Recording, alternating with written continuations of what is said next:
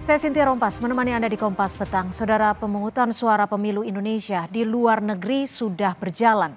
Di Kuala Lumpur, Malaysia, sejumlah warga negara Indonesia yang melakukan pencoblosan membludak.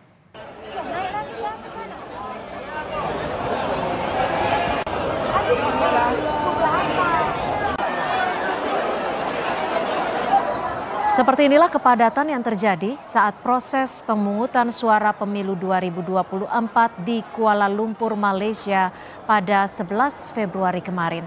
Dari video amatir yang diterima Kompas TV, para calon pemilih berjejalan saat hendak memasuki TPS.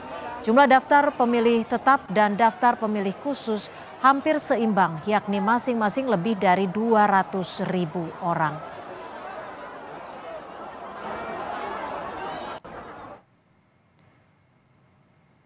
Dan ini adalah suasana tempat pemungutan suara luar negeri atau TPS luar negeri Kuala Lumpur saat hari pemungutan suara Minggu 11 Februari 2024. Yang diambil dari akun Instagram Dewan Pembina Perludem Titi Anggraini. Ada 223 TPS dengan 222.000 lebih daftar pemilih tetap yang terdaftar di TPS LN Kuala Lumpur.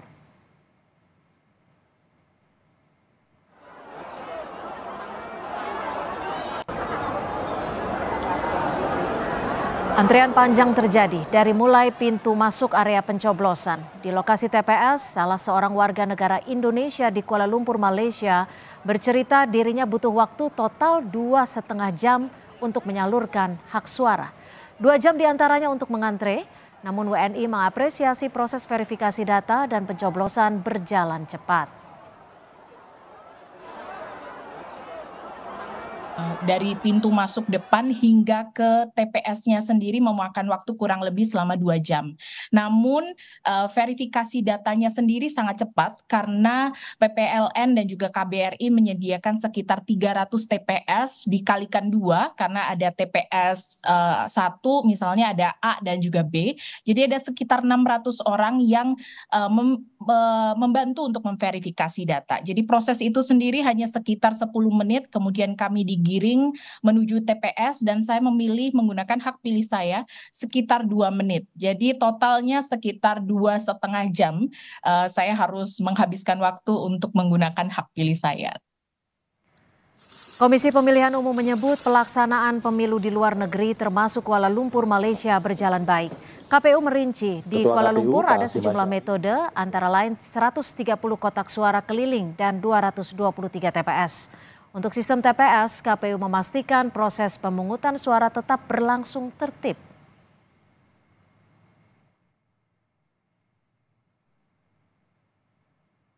Dilayani 223 TPS di satu lokasi untuk melayani pemilih sebanyak yang terdaftar ya 222.945 pemilih. Kami tentu saja belum mendapatkan laporan berapa jumlah pemilih yang hadir metode TPS kemarin. Tentu saja yang hadir kemarin di TPS LN di WTC Kuala Lumpur bisa jadi yang hadir ada yang berasal dari pemilih DPT, ada yang berasal dari pemilih DPTB, dan juga ada yang berasal dari pemilih DPK. Kebetulan saya pribadi dan Mas Idam Holik hadir di lokasi sejak hari Sabtu. Itu kalau kita pantau, teman-teman PPLN menyiapkan KL ya, menyiapkan secara serius penyelenggaraan pemilu di luar negeri. Alhamdulillah sampai dengan hari ini yang kami terima laporan berjalan dengan baik. Bawaslu RI mengungkap jumlah warga negara Indonesia yang berstatus daftar pemilih khusus atau DPK mencapai 50%. DPK artinya daftar pemilih yang memiliki identitas kependudukan tetapi belum terdaftar dalam daftar pemilih tetap dan daftar pemilih tambahan. Di satu sisi animo masyarakat tinggi jadi hal baik, namun banyaknya DPK disoroti Bawaslu sebagai adanya masalah dalam pemutakhiran data dan perlu dievaluasi. Respons tentang antisipasi ini sepertinya DPK akan lebih dari 50%. Kemungkinan lebih dari 50% daftar pemilih khusus di Kuala Lumpur.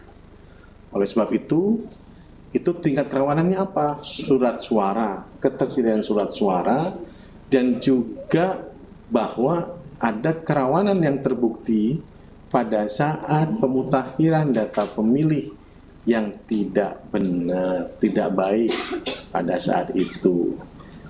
Angka DPK yang tinggi menunjukkan adanya pemutakhiran yang kemudian itu kemungkinan besar ada problem. Nah, tapi ini bukan hanya tugasnya Komisi Pemilihan Umum, tapi tugasnya pemerintah juga yang menjamin khususnya di luar negeri tentang data penduduk dan warga negara kita yang ada di luar negeri dan juga di Indonesia. Warga negara Indonesia yang tinggal di Inggris Raya juga telah melaksanakan pemungutan suara di KBRI London pada Minggu 11 Februari 2024. Tempat pemungutan suara sudah dibuka sejak pukul 9.00 pagi waktu London dan akan ditutup pada pukul 18.00 waktu setempat. Berdasarkan data panitia pemilihan luar negeri PPLN London, jumlah daftar pemilih tetap di Inggris dan Irlandia sebanyak 4.781 orang. Selain itu terdapat DPT tambahan yang berjumlah 1.600 orang. Sedangkan penghitungan suara secara serentak akan dilakukan pada 14 Februari mendatang.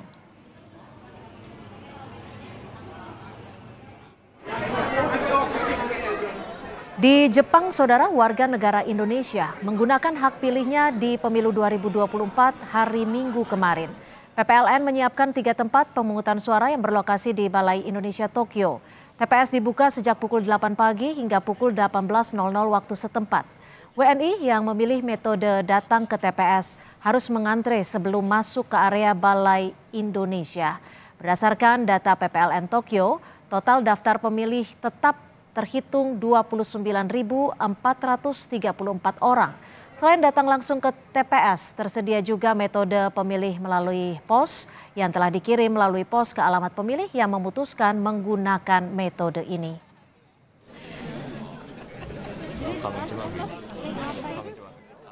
Di pemilu 2024, ternyata antusias pemilih menggunakan hak pilihnya di tanggal 14 Februari 2024 begitu besar. Ini terlihat dari hasil jajak pendapat Kompas, 96,4% responden menyatakan akan menggunakan hak pilihnya. Penting bagi KPU memastikan pemilih dapat menggunakan haknya dengan lancar dan tanpa tekanan.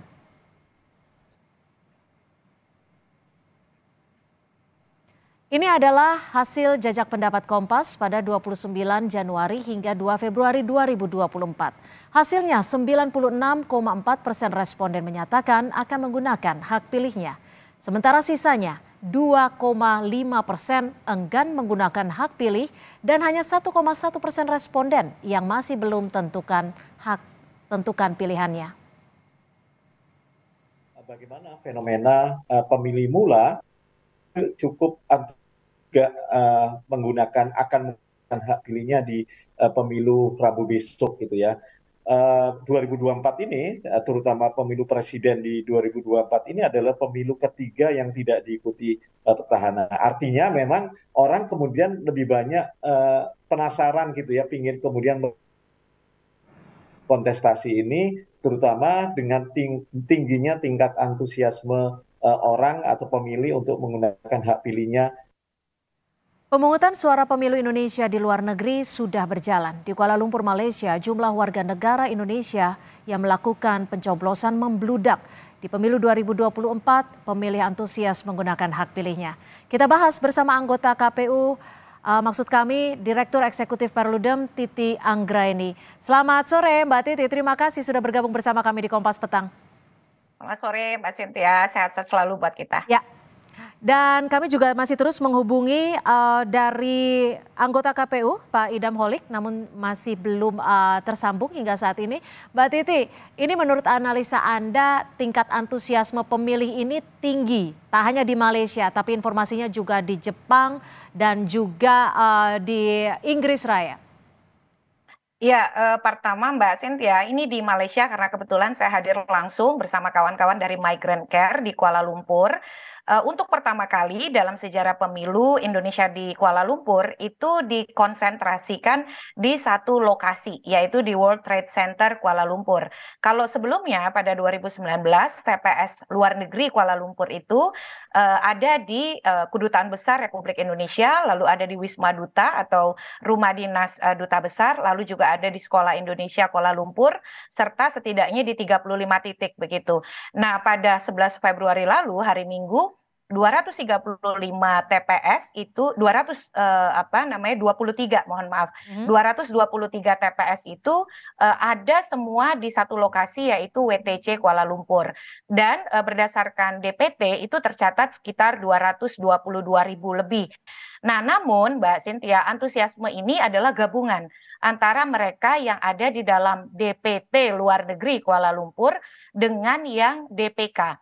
Jadi DPK luar negeri itu adalah mereka yang tidak terdata di DPT, tapi kemudian adalah warga negara Indonesia diidentifikasi dengan paspor atau IC, immigration card begitu ya. Nah, jadi kalau kita lihat, nah apakah angka partisipasinya misalnya di atas 80%? Itu tidak akan seperti itu karena setengah dari yang ada di DPT itu tadi berdasarkan keterangan Bawaslu itu kan tidak menggunakan hak pilih karena digantikan oleh yang DPK begitu ya. Tapi berdasarkan wawancara yang saya lakukan dengan sejumlah pemilih, memang mereka mengakui bahwa terlihat antusiasme yang lebih terasa karena tadi kumpulan massa itu ada di satu titik. Dan kalau informasi dari pemilik gedung, situasi yang cukup dingin di dalam gedung itu bisa saya rasakan ya, bisa membuat menetralisir setidaknya kondisi di dalam karena tidak terlalu panas begitu. Jadi itu yang bisa saya sampaikan. Mbak Titi, kalau dilihat dari berbagai negara yang sudah melakukan ataupun memberikan hak pilihnya pada minggu kemarin, ini kan juga data dari Litbang Kompas menunjukkan antusiasme masyarakat Indonesia yang sangat tinggi untuk memberikan di tanggal 14 nanti. Menurut Anda, apa yang menyebabkan antusiasme ini begitu besar? Ya, pertama kita makin terbiasa dengan praktik pemilu di luar negeri. Jadi saya bertanya kepada salah satu ibu yang hadir di Kuala Lumpur ya, kenapa ibu datang pagi-pagi bawa anak mau memilih?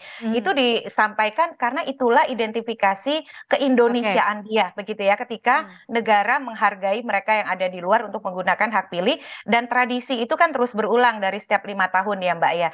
Dan kemudian adalah mereka ternyata punya pasangan calon presiden favoritnya. Jangan lupa sekarang ini ada 3 pasangan calon presiden favoritnya. Jadi spektrum atau daya jangkau 3 pasangan calon ini itu menyasarkan lebih banyak ya. Kalau saya tanya misalnya begini, sebelum saya tanya soal capres, biasanya langsung mereka jawab duluan ya, jagoan mereka siapa begitu. Tapi kalau ditanya soal pemilu legislatif itu jawabannya bingung, tidak tahu siapa ya calonnya begitu. Nah, ini memang disparitas yang dirasakan ketika saya melihat di Kuala Lumpur, pengetahuan mereka soal pemilu legislatif itu minim sekali, tapi mereka punya militansi terhadap dukungan pasangan calonnya. Bahkan saat antrian yang tadi Mbak lihat ya, itu padat sekali, puluhan ribu orang. Saya juga sudah cukup berdebar-debar itu karena sempat ada pembatas yang roboh karena sangat banyak orang begitu. Tapi mereka saling bersaut-sautan jargon jagoannya masing-masing begitu ya saat antri. Nah, ini menurut saya memicu juga bergeraknya pemilih karena memang calon yang cukup banyak tadi. Mbak Titi, kalau ini kan hanya tinggal menunggu hari ya, hanya tinggal esok.